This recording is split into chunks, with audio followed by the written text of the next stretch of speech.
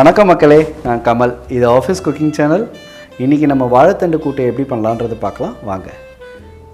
தேவையான பொருட்கள்: வாழைத்தண்டு, இதுக்கு 100 கிராம் பச்சை பருப்பு ஊற வச்சு எடுத்து வச்சுருக்கேன், 20 பல் வெங்காயம்,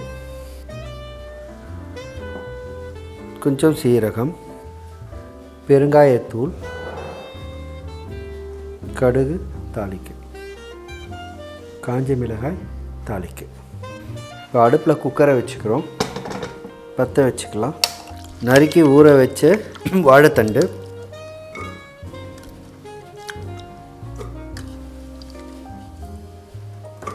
ஊற வச்ச பச்சை பருப்பை போட்டுக்கிறோம்.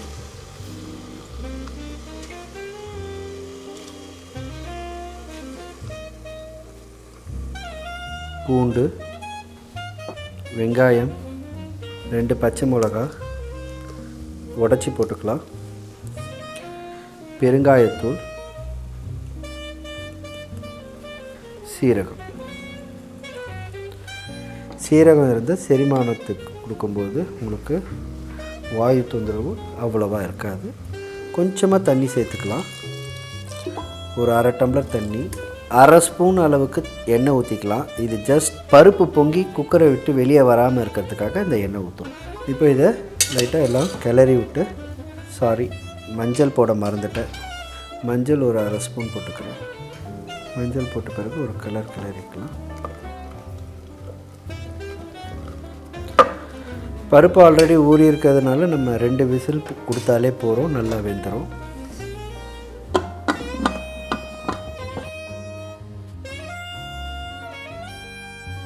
ஸ்டீம் வருது, இப்போது வெயிட் போடுறோம்.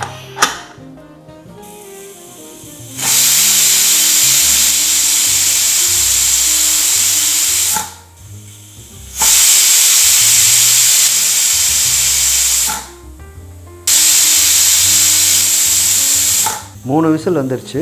இப்போ இதை இறக்கிடலாம், ஸ்டீம் இறங்கட்டும். இப்போ இதில் தாளிப்பு கடாய் வச்சு எண்ணெய் கொஞ்சமாக விட்டுக்கலாம், ரொம்ப வேண்டாம். 2 ஸ்பூன் அளவுக்கு இருக்கும் எண்ணெய். கடுகு,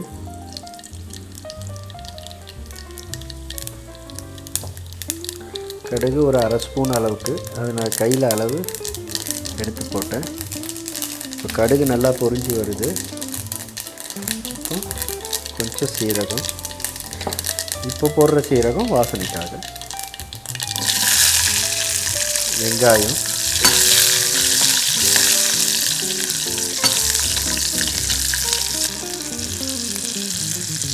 ரெண்டு காஞ்ச மிளகாய்.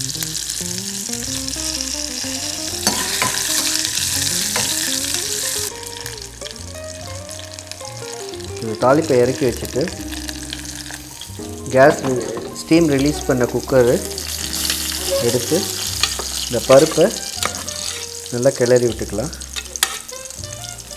நம்ம தாளித்த தாளிப்பை இதில் அப்படியே இறக்கி விட்டுக்கலாம்.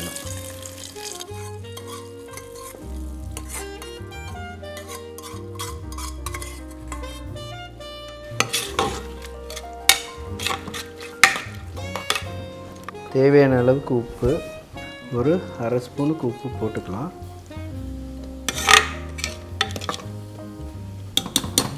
இப்போ இதை சர்வ் பண்ணிவிட்டு சாப்பிட்லாம் வாங்க.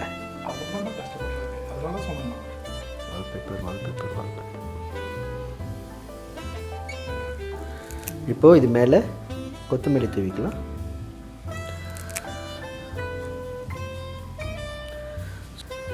நீங்களும் இதே மாதிரி செஞ்சு பார்த்து எப்படி வந்திருக்குன்றதை எனக்கு உங்கள் கமெண்ட் சொல்லுங்கள். எங்களுடைய முயற்சி உங்களுக்கு பிடிச்சிருந்தா like, comment, share, subscribe and மறக்காமல் பெல் பட்டனை ப்ரெஸ் பண்ணுங்கள். நன்றி, வணக்கம். அடுத்த வீடியோவில் பார்ப்போம்.